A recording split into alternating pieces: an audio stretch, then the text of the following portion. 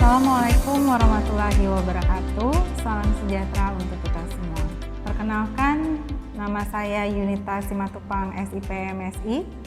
Saya adalah dosen program studi Ilmu Perpustakaan dan Informasi, Fakultas Ilmu Sosial dan Ilmu Politik, Universitas Haluoleo. Pada kesempatan kali ini, saya akan menjelaskan pernyataan diri dosen unjuk kerja Tridharma Perguruan Tinggi PDD UKTPT di bidang pengajaran. Saya dipercayakan untuk mengampu mata kuliah Media dan Literasi Informasi, di mana mata kuliah ini diprogramkan di semester 5 dengan bobot 3 SKS. Adapun deskripsi mata kuliah Media, Literasi, dan Informasi merupakan mata kuliah yang sangat penting untuk membekali mahasiswa dengan kemampuan secara efektif dan efisien dalam memahami, menganalisis, mengkritisi, dan bahkan memproduksi sendiri pesan dalam media. Melalui literasi media, mahasiswa akan memperoleh perangkat perspektif agar secara aktif bisa memberdayakan diri dalam menafsirkan pesan-pesan di media massa. Adapun capaian pembelajaran mata kuliah menyesuaikan dengan CPL Prodi yang meliputi 1. Mahasiswa diharapkan dapat memahami dan menjelaskan tentang definisi dan bentuk literasi media, elemen penting literasi media, serta efek media. Yang kedua, mahasiswa diharapkan juga memiliki kemampuan untuk menuliskan kritik terhadap media dan merancang program media yang memiliki nilai edukatif dan informatif, sekaligus juga terampil dalam mengkritisi media dan menjadi pegiat literasi media dengan menyebarkan pendidikan literasi media kepada masyarakat di sekitarnya. Adapun sub CPMK yang pertama, mahasiswa dapat memiliki kemampuan untuk memahami mengenai definisi, sejarah, dan perkembangan literasi media. Yang kedua, mahasiswa dapat memahami dan menjelaskan tentang ragam dan konten di media massa. Yang ketiga, mahasiswa dapat menjelaskan dan memahami mengenai efek yang ditimbulkan dari isi media, baik yang positif maupun yang negatif. Yang keempat, mahasiswa dapat menjelaskan dan memahami ekonomi politik media melalui teori-teori yang mendasarinya. Yang kelima, mahasiswa dapat memahami dan menjelaskan pembentukan realitas media yang berbeda dengan realitas sebenarnya. Yang keenam, mahasiswa dapat menjelaskan dan menganalisa pentingnya literasi media TV dan digital.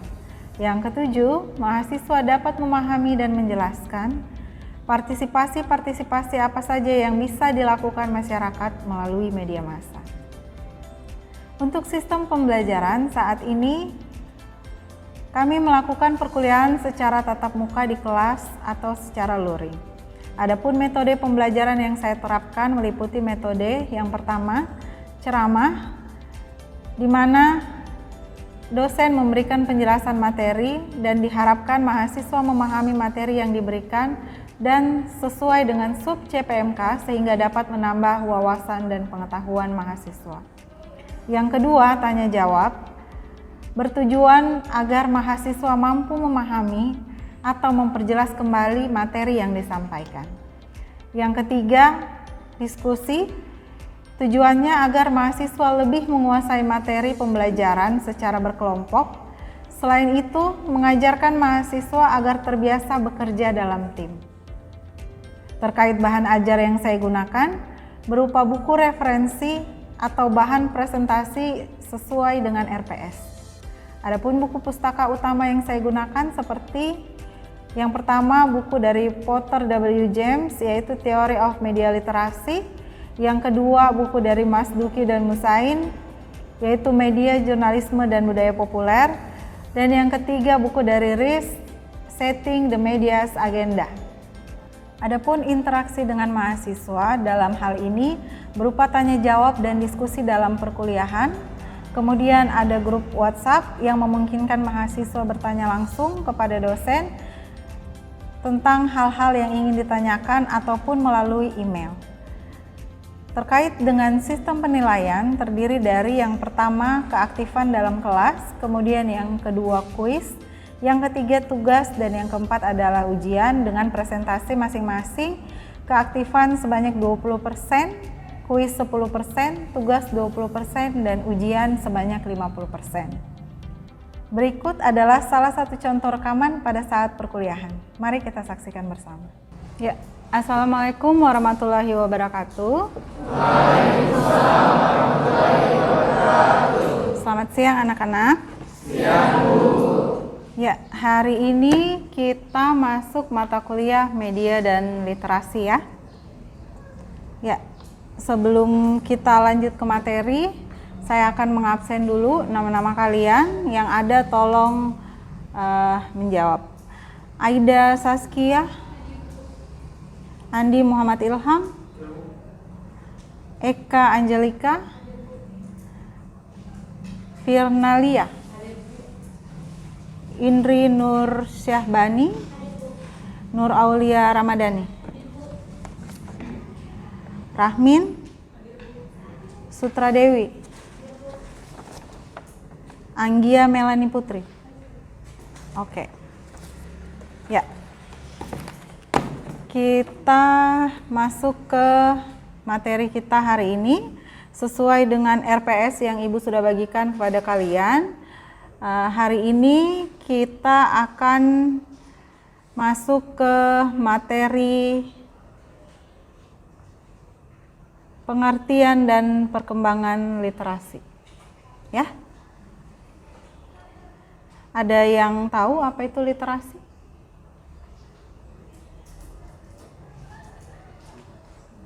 Ada yang tahu apa itu literasi? Ya.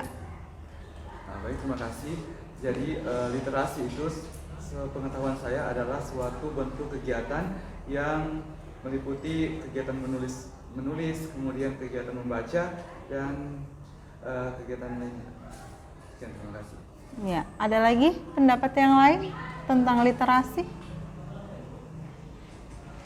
Ya, seperti yang kita ketahui di zaman sekarang begitu berkembangnya media, terpaan-terpaan media, kita sebagai generasi-generasi yang sudah ada di zaman di mana teknologi itu berkembang dengan pesat, harus selalu meningkatkan literasi. Literasi itu adalah kegiatan mengolah informasi, baik dia berupa tulisan atau dia berupa tayangan video atau yang lain-lain. Bisa dipahami? Ya. Jadi seperti yang kalian lihat bahwa ada beberapa ahli yang mengatakan bahwa literasi media merupakan pemahaman akan etika dan kewajiban moral dari para praktisi media serta sebuah pengembangan kemampuan produksi yang tepat dan efektif. Itu menurut Baran di 2010. Menurut Rubin, dia berpendapat bahwa yang dimaksud dengan literasi media adalah pemahaman sumber, teknologi komunikasi, kode yang digunakan, pesan yang dihasilkan, seleksi, interpretasi, dan dampak dari pesan literasi media tersebut. Ada beberapa ahli di sini, mungkin juga nanti kalian bisa cari sendiri. Ada banyak versi tentang bagaimana para ahli memandang literasi media itu sendiri. Kemudian, tujuan dasar dari literasi media. Tujuan kita punya literasi, baik itu literasi media cetak maupun media elektronik, adalah yang pertama, menganalisis pesan. Jangan serta-merta kita menerima pesan yang disampaikan kepada kita. Itu dia kenapa kita harus selalu meningkatkan literasi kita. Tujuannya apa? Supaya pesan yang sampai ke kita itu terfilter dengan baik. Tidak begitu saja diterima lalu mempercayai pesan yang sampai kepada kita. Mempertimbangkan tujuan pesan yang dimaksud. Benar tidak?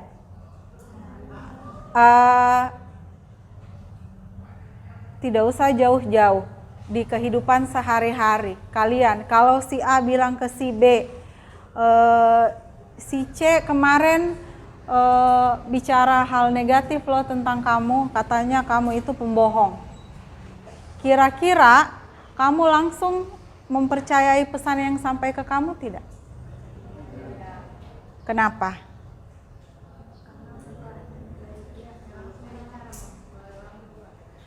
Karena itu adalah pesan yang disampaikan oleh orang lain. Demikian juga dengan media. Media itu memiliki kepentingannya sendiri.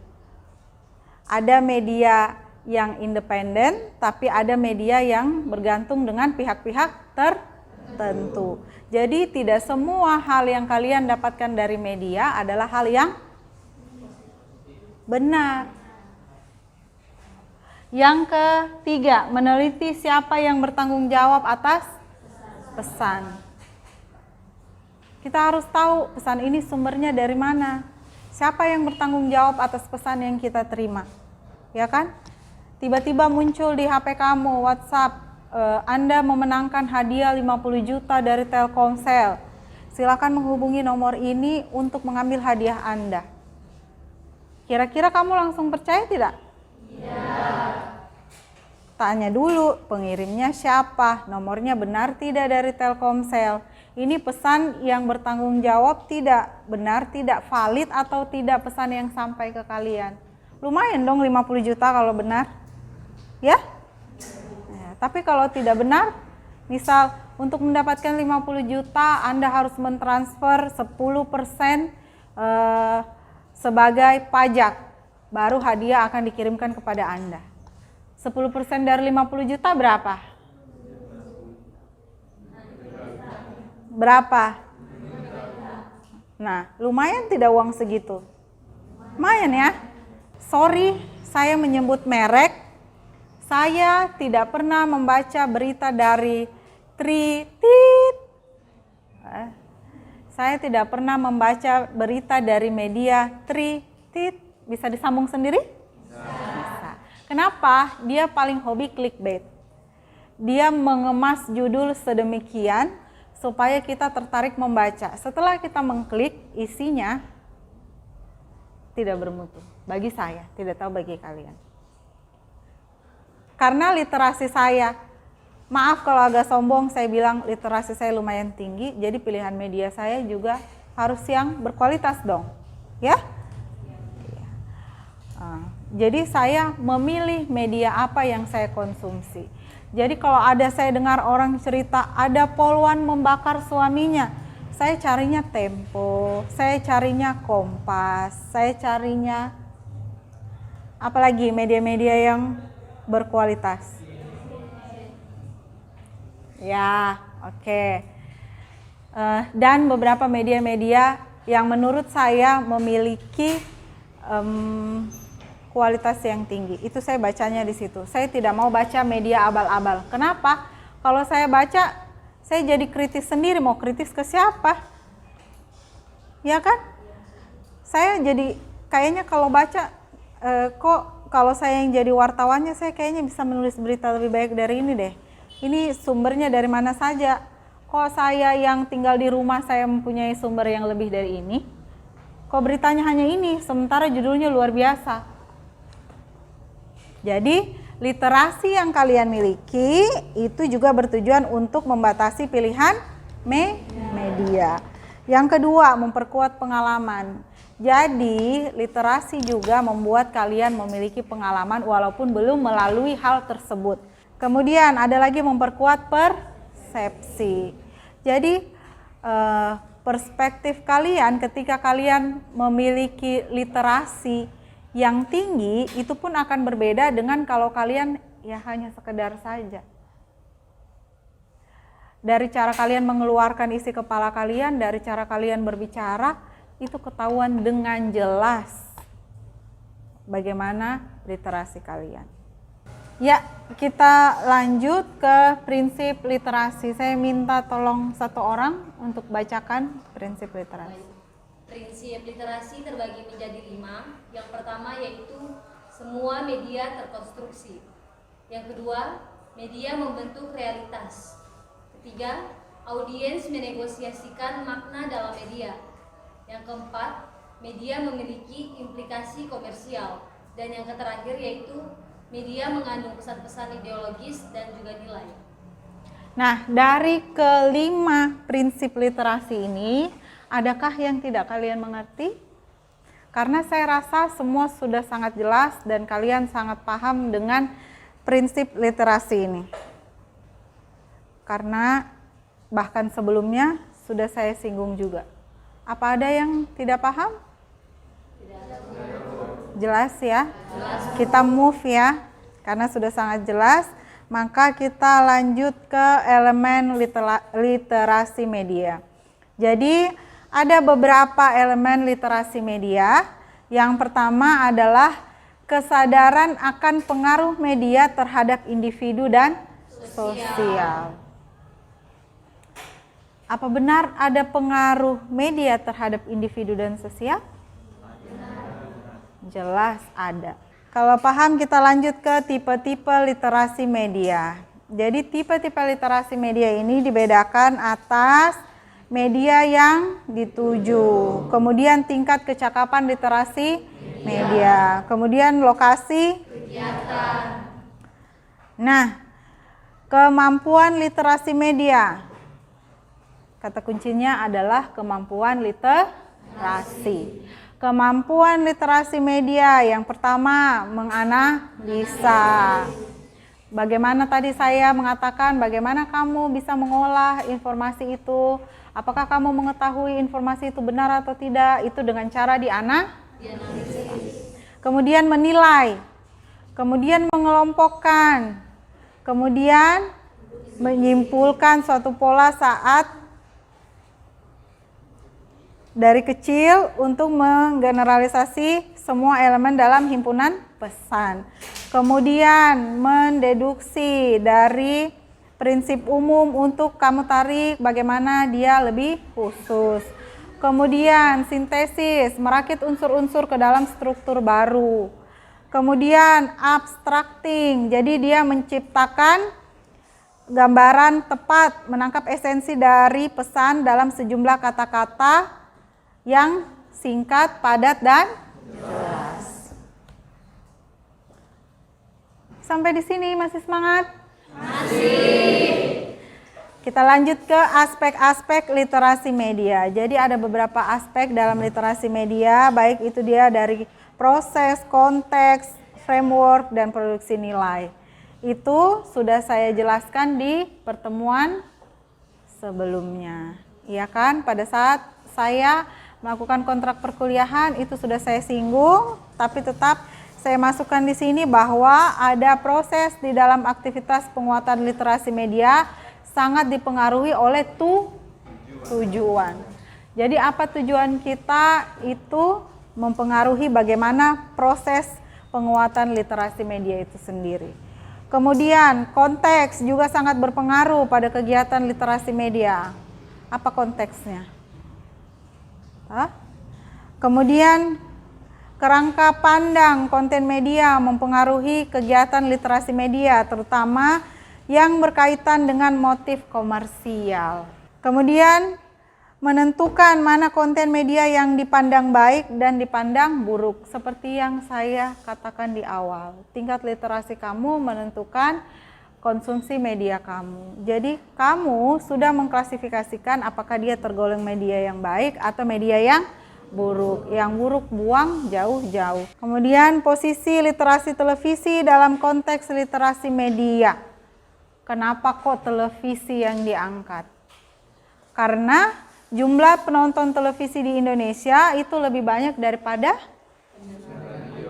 pendengar radio. Selain ada tidak zaman sekarang yang masih dengar radio? Niat dengar radio? Ada, tapi jarang, tidak sebanyak yang menonton televisi, ya kan? Kemudian, industri penyiaran televisi itu lahan yang menjanjikan bagi pemilik modal. Kemudian, kemunculan berbagai stasiun TV di Indonesia tidak diimbangi dengan tersedianya SDM yang memenuhi syarat. Nah, jadi di sini posisi literasi dalam televisi ini sangat penting. Kemudian yang keempat itu cukup tingginya angka kemiskinan menjadikan masyarakat Indonesia lebih tertarik untuk mendapat hiburan dari televisi daripada hiburan lainnya. Kemudian persaingan industri televisi karena semakin bertambahnya jumlah stasiun televisi. Jadi tidak semua konten yang ada di televisi itu baik. Ya tidak? Banyak iklan yang menanamkan modal mereka di tayangan-tayangan yang hanya membongkar aib misalnya. Ya tidak? Apa pentingnya sebenarnya? Kemudian pemusatan kepemilikan televisi menjadi keberpihakan isi siaran kepada kepentingan publik. Itu sudah utuh. Siapa yang pernah melihat perbedaan informasi antara stasiun televisi yang satu dan stasiun televisi yang lain? Misalnya TV2 dan Metropolitan TV. Ya kan? Pernah lihat tidak ada perbedaan? Iya, karena mereka sudah berpihak. Itu. Jadi kembali lagi, kalau kita tidak memiliki literasi yang mumpuni, maka kita akan menelan mentah-mentah begitu saja informasi yang kita terima dari media. Dampak literasi media, mengurangi tingkat privasi individu, kemudian meningkatkan potensi kriminal, itu tadi penipuan, berita palsu, dan lain sebagainya. Anggota suatu komunitas akan sulit dibatasi mengenai apa yang dilihat dan didengarnya. Iya atau tidak? Iya. Internet akan mempengaruhi masyarakat madani dan kohesi sosial. Iya atau tidak? Termasuk kalian kan? Kalian kena terpaan itu juga tidak? Iya. Iya. Tergantung dengan literasi yang kalian miliki. Kembali lagi, memilah dan memilih. Timbulnya informasi yang berlebihan. Ya tidak? Siapa yang mengikuti kasus Vina Cirebon? Siapa yang jadi detektif Conan? Siapa? Itu karena timbulnya informasi yang berlebihan. Ada yang bilang pengacaranya itu sebenarnya adalah Linda. Katanya siapa Peggy Setiawan, anaknya Bupati Cirebon. Netizen malah yang lebih pintar daripada pengacara-pengacara. Ya kan? Bahkan tadinya orang-orang yang sekian tahun jadi DPO itu ketemu karena kekuatan jari, kekuatan tangan netizen. Iya tidak? Bayangkan kok salah satu institusi 8 tahun menjadikan mereka DPO dan tidak tertangkap. Begitu kuatnya netizen Indonesia, baru berapa minggu semuanya sudah muncul ke permukaan. Ya kan? Akhirnya timbul informasi yang berlebihan. Ada yang benar, ada yang tidak benar. Sampai di sini apakah materi yang saya sajikan sudah cukup jelas? Jelas atau tidak? Jelas dan semoga bermanfaat. Nah, kesimpulan dari kelas saya hari ini yaitu yang pertama, literasi media adalah kemampuan seseorang untuk memahami, menafsirkan, mengakses, menganalisis, dan menggunakan media massa. Jangan sampai dilupakan.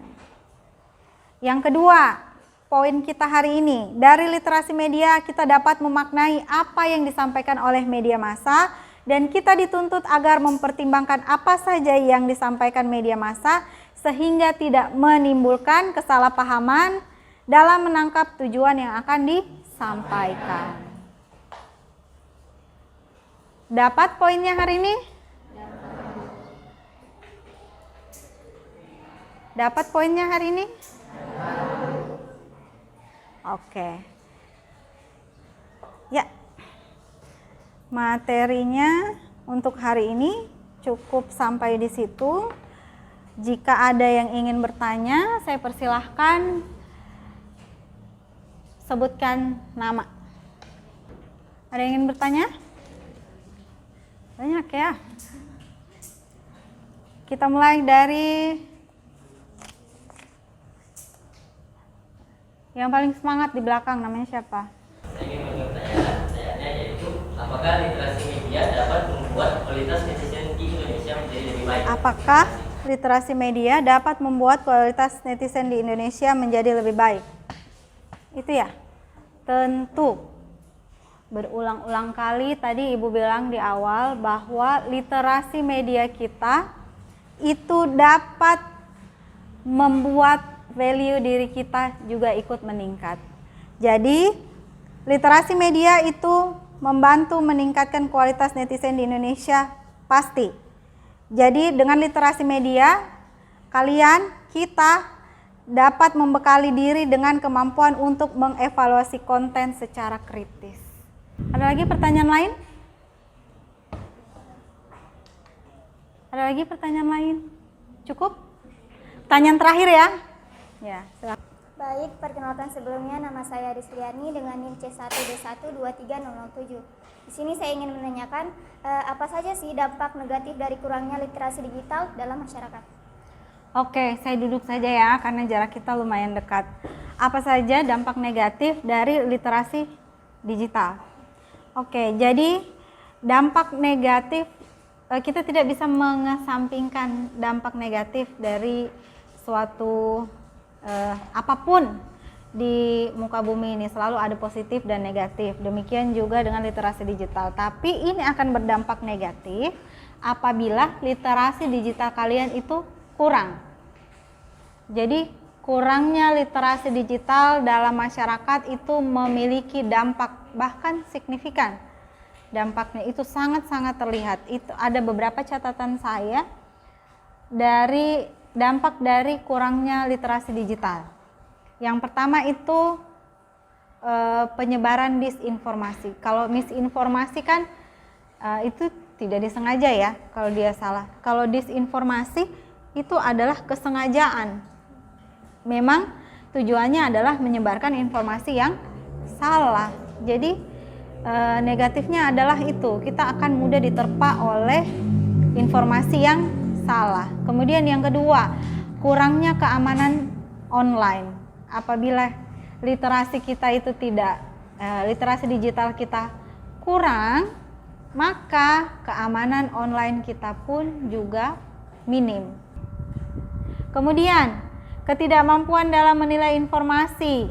Seperti yang saya bilang tadi, apabila literasinya kalian kurang, maka kalian akan sulit mengetahui apakah informasi yang sampai kepada kalian adalah berita yang benar atau berita yang bohong. Nah, itu dia. Selalu pasti ada negatifnya. Sampai di sini bisa diterima jawabannya? Yang lain? Cukup ya? Ya. Apakah materi yang Ibu berikan hari ini cukup jelas? Jelas. Apakah ada insight baru tentang literasi media? Ada. Semoga bermanfaat.